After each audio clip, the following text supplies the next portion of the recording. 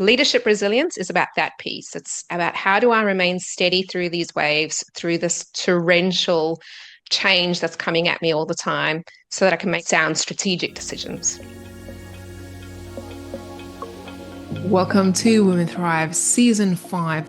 This season, you can expect incredible conversations with women from all around the world.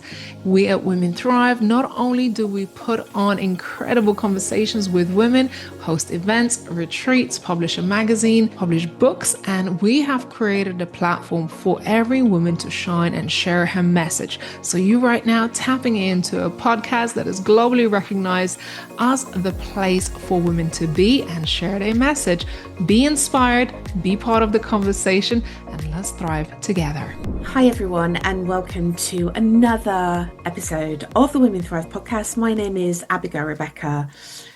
You are probably watching this, I would think, as in a leadership position in some kind of capacity, whether you're in corporate, whether you're a leader within your business, whether you're a founder, a CEO, an entrepreneur, maybe you are a leader in your family.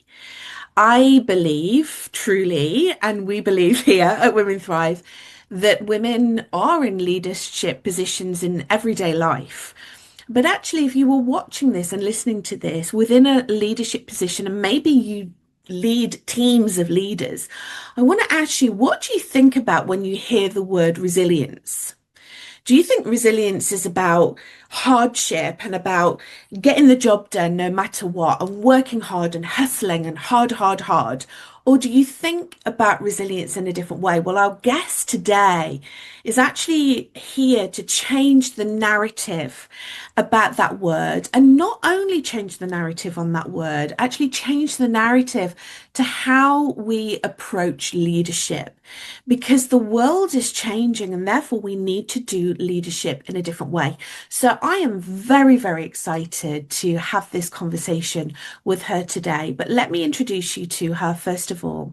Her name is Luisa Hogan. She is a leadership resilience strategist. And Luisa's approach helps leaders and entrepreneurs shift from reacting and overperforming to pausing and anchoring and choosing deliberate action.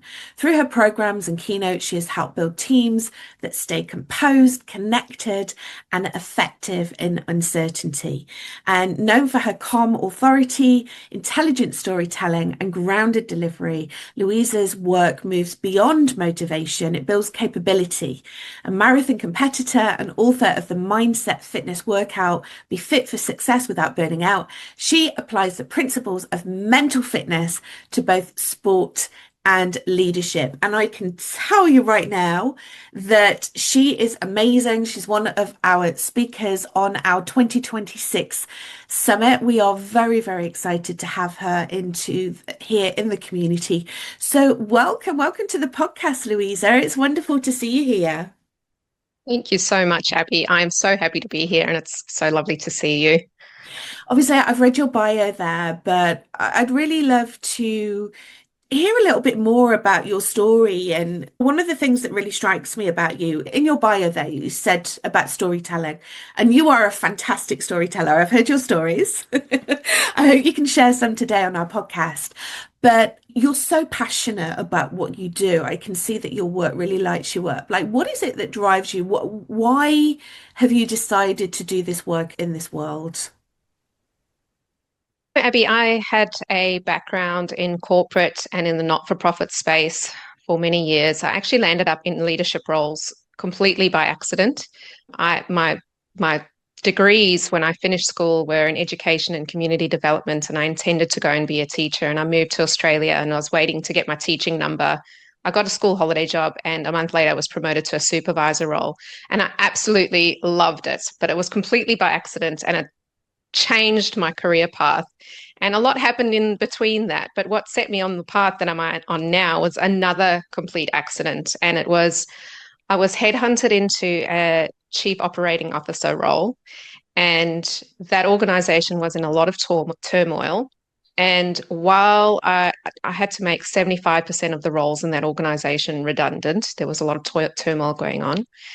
And there was a lot of change going on in the sector it was a consulting practice that the sector that it was working in was going under a lot of change with government changes and so forth. And during that transformation and that change and that restructure, the CEO left and I was put into the acting CEO role. So once again, complete accident, got put into that role and subsequently in the CEO role for that consulting practice. But we needed to change what we were doing in that organization to keep it alive. And we had to change our strategy, our mission, our vision. And it was an extraordinary time because the team that was left and that rallied behind me were incredibly resilient. And not in the enduring hardship, but in a way where they were supportive of one another, connecting to one another. They understood what their roles were and what they needed to do. They rallied behind me, and we managed to sign up a whole bunch of new contracts for that organization, which was amazing. But unfortunately, one of the big lessons I learned in that was I was meeting with my board on a regular basis, but not as regularly as my team. And my team were resilient and building through that, but my board weren't coming along as fast. And unfortunately, they got spooked and they decided that at that time, the change in the organization was too far away from the original mission of that organization. They decided to wind up the organization. Now, not only was that absolutely devastating, my heart sank when they made that decision, it was also incredibly frightening. And after all the hard work that my team had put in and all the hard work that we'd all done together to turn this organization around and signed up new contracts and new clients, to then turn around and tell them, look, this is not going ahead. We now have to wind up. That was devastating. And the most amazing thing happened because that whole group of people could have decided just to up and leave and abandon ship. But not only did they wind up every single new contract that we had signed up, they wound them up professionally before we wound up the organization. They also stayed on. So we phased redundancies as we wound up the organization. People would come back and volunteer their time to help us wind up the organization, photocopy documents, store documents, sell equipment. It's a huge undertaking to wind up an organization. It's massive. And it was a huge lesson for me in not only resilience, but change management, culture, the whole lot, and leadership too. And after that experience, two things went on in my head. One, I was terrified that nobody would ever employ me as a CEO again because I had wound up an organization, which is terrible self-talk to have. But I'm so glad I had that self-talk because it sparked the idea for me to start my consulting practice. This was 9 years ago. And I started Vermello with the idea that I never wanted leaders to go through what I had gone through in winding up an organization. And I wanted to show them what leadership resilience was all about and what change management was all about so that they never had to go through that experience like I did. And from there, over the last 9 years, I've worked with incredible people. It's been such an amazing and privileged journey that I've been on. And this message has just grown and grown and grown in making sure that we understand what resilience really is, because it's such a fluff word sometimes to people. It's a word that's thrown about a lot. It's a word that many coaches will say that they work on without really understanding the nuances of what resilience is. And I'm very passionate about making sure that people hear that message and get on board. Wow, what a story, what a journey. Yeah. I'd really love to talk about resilience in a minute, actually, but I just want to touch on something there because I can't even imagine, I can't even comprehend how that would be for you. So we know I'm from a corporate background. I've closed down big departments, but I've never ever closed down a whole organization. It takes something that's more than integrity that those people had within your organization. That far goes beyond integrity, what they did to actually come back and offer their time to be able to close that business down. In terms of you and your leadership and your engagement, what do you think happened there for you to be able to have this incredible, very unique team of people that did what they did, because I think there's some real learns there for leadership and team engagement. And obviously you played a big part of that, Louisa. Yeah, I 100% think it was my transparency throughout the whole process because when the previous CEO left, there were indicators then that the organization was in trouble and that it may not last.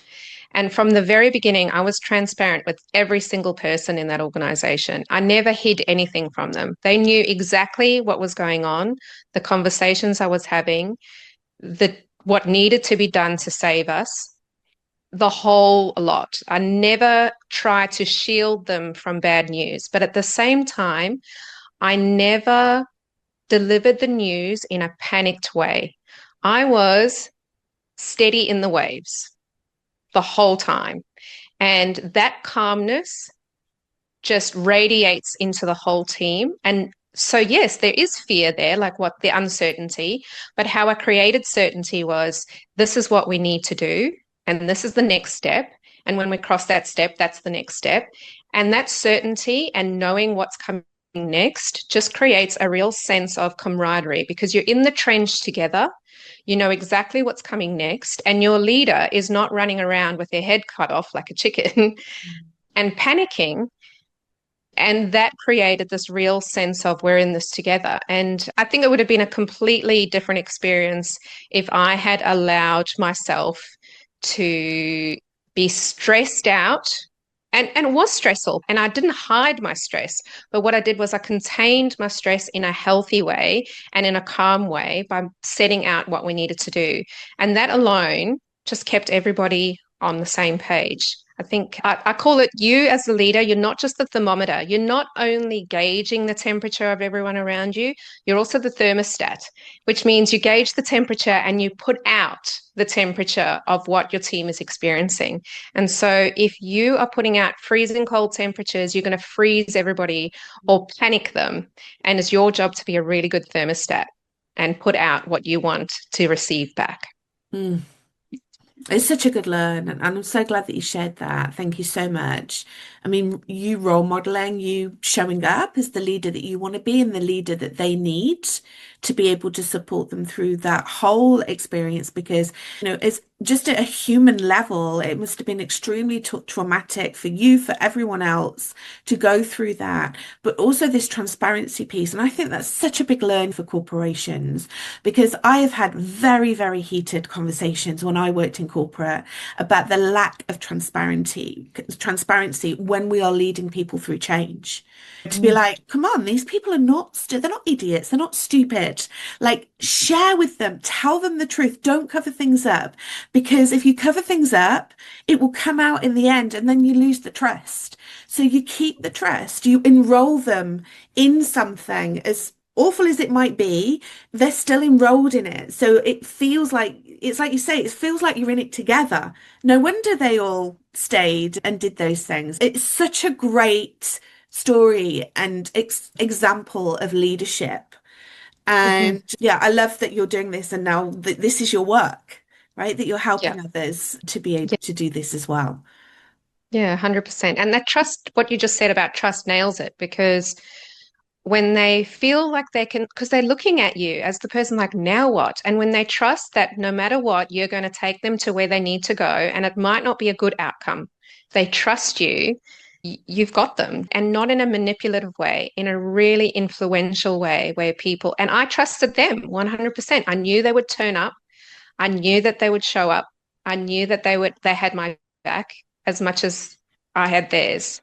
And when you nail that in leadership, that trust piece, you've got it. You're not gonna go wrong. So one of the things that you mentioned there and we spoke about at the top end of this podcast was this word resilience.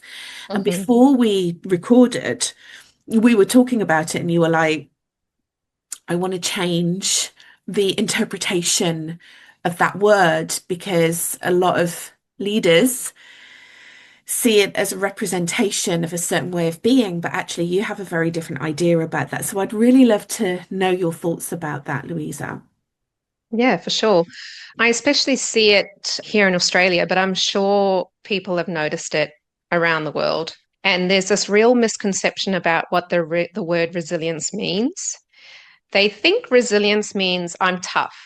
I never cry because I'm tough. I'm resilient. So that's the first way that you hear it. And the second way that you hear it is in organizations, particularly, and in corporates that I work with, they see that their teams are super stressed. They see that the systems are creating real stress within their teams. They're adding more work. There's lots of change going on. I do change management work.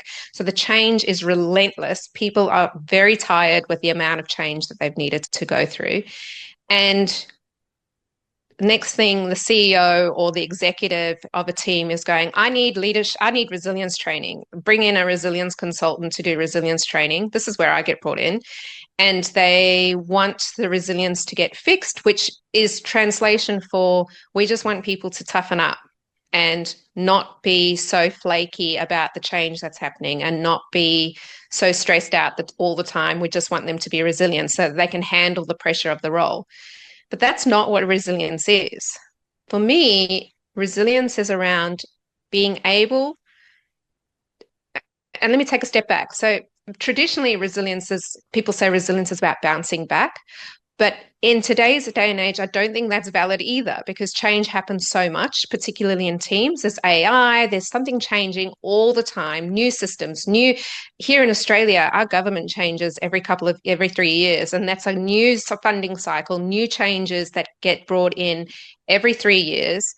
We don't have long enough to set things in place. So bouncing back just doesn't happen anymore because before you've even had an opportunity to bounce back and be resilient, you're on to the next thing. You're on to the next change. So it's just not tenable to think about resilience in terms of endurance and bouncing back anymore. So for me, it's about how do we stay steady? How do we, when the waves of pressure and emotion and stress come along, how do we make sure that we stay steady so that we make decisions in a sound way that helps us change the systems that's causing the stress, right? So that way, you're not only remaining calm and keeping your resilience, you're also making good decisions that helps your team maintain their resilience, that helps your culture maintain its resilience, so that we're not always reacting and trying to make decisions on the fly. So leadership resilience is about that piece. It's about how do I remain steady through these waves, through this torrential change that's coming at me all the time so that I can make sound strategic decisions. You were talking there about change management, and that's one of the many things that I know that you specialize in.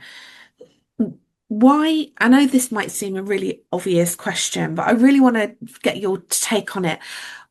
Why do you think that as human beings and as leaders, there is often a resistance to change? Why do you think that is? And how can you then, you've spoken about resilience there, but the other ways as well that you can lead your team through change? I think that's a misconception about resisting change, because if you think about it, how often do you embrace change? You embrace things that you love that are new all the time. I need a new pair of shoes. That's changing my shoes. I'm happy to go get a new pair of shoes. And I know that's very simplified, but on a grander scale, people are actually, and in my experience, people are generally really happy about going through change because change only happens when there's a pain point and we need to fix something.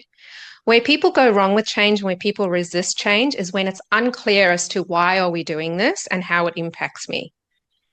So when we are very clear on this is why we're doing it and what's in it for you, not for me or the organization, because people get that messaging wrong.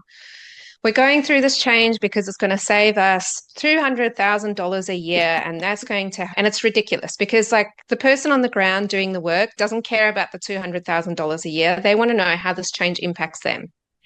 And so if you get that message right, and you also co-design the change with the people that's impacting, they don't resist change. It doesn't happen. There might be pockets of resistance, and then it's about making sure that there's clarity and further co-design. And when you do that, change actually is not as hard as people make it. It really isn't.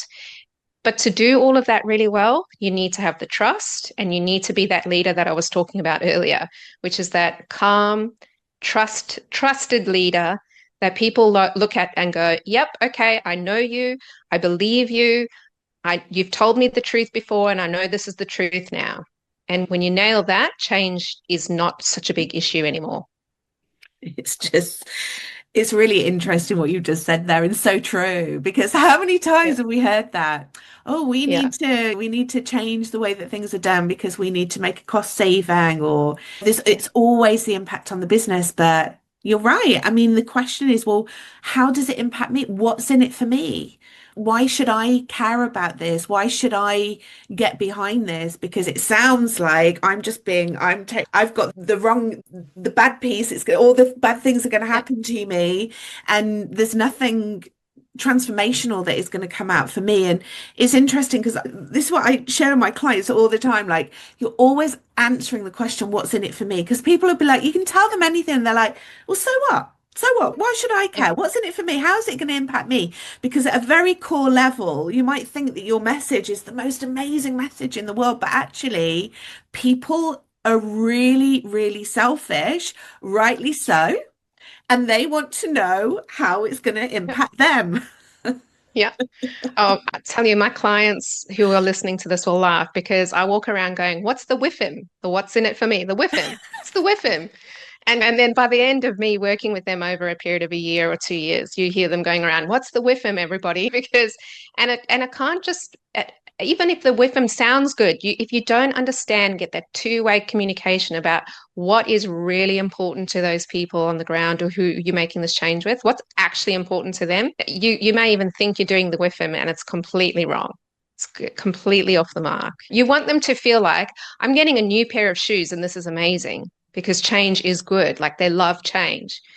It's when you don't, if they've already got a new pair of shoes on and then you tell them, well, actually, you need to put on this ugly pair of shoes and that's because it's going to save us money. You're not gonna nail it. No, you're like, I'm not going to wear those shoes. No, I like my shoes. Like my shoes. You have been talking and mentioning about, as a leader, role modeling, setting the temperature, being able to shift and influence and be a leader that people can trust with open transparency. And you mentioned a few times there about being calm. And sometimes that can be difficult because you're coming in from as a leader and you're thinking about the business. I don't even know how to say the word, like the business that needs to be dealt with in the business, right? So you're thinking about the business, you've got your leadership head on, but also as a leader, it can be very uncertain and very scary and very disruptive, and you're feeling all the feels and the emotions. How do you keep calm under pressure? And how do you teach your clients to have this air of calmness so that they can be the thermostat that can be a good representation and inspiration for their team? Yeah. Well, there's a great one that I use. I'm an entrepreneur times two. I've got two businesses, so I really understand that feeling of things pop up. I'm also the mother of a beautiful 4-year-old daughter, so you're juggling a lot of things. So things pop up, things disrupt you, and that goes the same in leadership roles. Even if it's not your own business, things happen all the time. And there's a great trick that I use and I talk about a lot, and that's the 90-second pause. And this is grounded in neuroscience. So neuroscience and studies have shown that emotions only last for 90 seconds, the big wave of it. So that initial wave of emotion that you get, frustration, anger, panic, all of those emotions, if you just wait out 90 seconds, that's it. Take a deep breath, give it 90 seconds, time it. That first wave of heavy emotion passes, and then that's when you can make a decision. And if you can wait those 90 seconds, that calmness comes back because you might still feel the emotion, but it's not going to be that heavy bit of emotion. So you're not going to react because it's when leaders are reactive in that moment of this thing has just happened. It's like a disaster. And then they explode or they retreat or however they respond. It's usually in the first 90 seconds of that emotion. So do the 90-second pause. It absolutely helps. And then the other thing, and this often sounds a little bit woo to people, but it's so grounded in neuroscience. Go look it up. If you feel like this is a bit woo, go look up the neuroscience and then you'll feel better. I promise. There's logic behind it. But creativity, and not only engaging in creativity, but witnessing creativity and immersing yourself in creative things changes the neuroscience, the neurology of your brain. It brings calmness, it decreases stress, and by doing that, you maintain this amazing level of calm. Now, a way I can illustrate this, in that organization that I mentioned earlier that we wound up, there was one person on our team. She was an incredible artist, and she would hold art classes for fun. It was a little side thing for her. And while we were winding up that organization, she decided on the one day that we stopped doing what we were doing and we have an afternoon. She brought in a whole bunch of canvases, all the paints you can imagine, a whole bunch of materials, and she said, let's do an art class. And the whole organization that were there that day wrapping things up all put down tools and we sat down, we did an art class. It was amazing because most people are not consider themselves artists, but we all did the art. And at the end of that day, we all traded our art pieces and gave each other a canvas that we had painted. And it was such, and I don't have it in my office right now, but I've still got it in storage because I'm moving and I'm going to have a new office and I'll put it up in there. I've got this beautiful canvas that one of my team painted because we traded canvases based on what we did. And I tell you, that little exercise sounds silly, sounds woo, but everyone just was so relaxed. We came into work the next day, we were buzzed because we had participated in this creative thing. Everyone was calm and everyone carried on with their day. Now, I'm not saying you need to do that at work, but you as a leader need to engage in creative activities or go witness them, because witnessing them is equally as beneficial as engaging in them. Art galleries are free. You don't need to go to expensive ballets. Go to the art gallery. Do something where you witness beauty. Go for a walk in nature and really take in what the trees and the birds are doing. Don't put headphones in. Experience the beauty around you, because that is a sense of creativity, and the neuroscience says that calms you. So that's a lot longer than 90-second pause, but absolutely works. Yeah, I love that. I love that you introduce it and you're introducing that to your clients in corporate. It's so cool. I can definitely testify to that. First of all, taking a pause.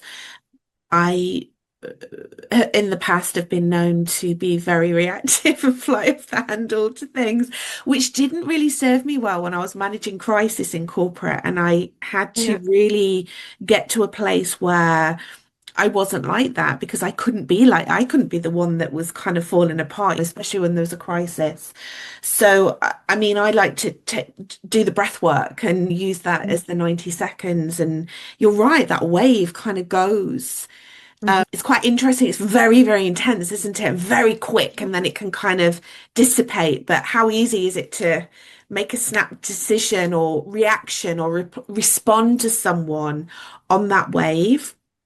And then the creativity, how amazing that your team member brought in and did some artwork.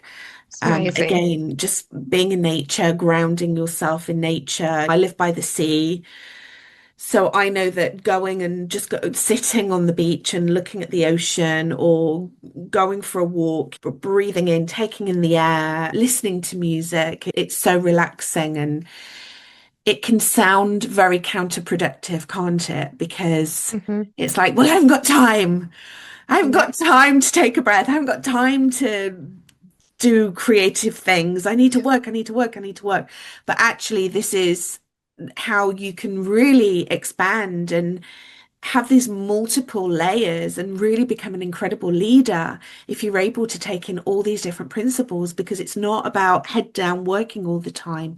And I find as well, I don't know about you, Louisa, but I find the inspiration comes to me when I'm in the creativity, because we're all creatives in leadership roles. We're creating things, right?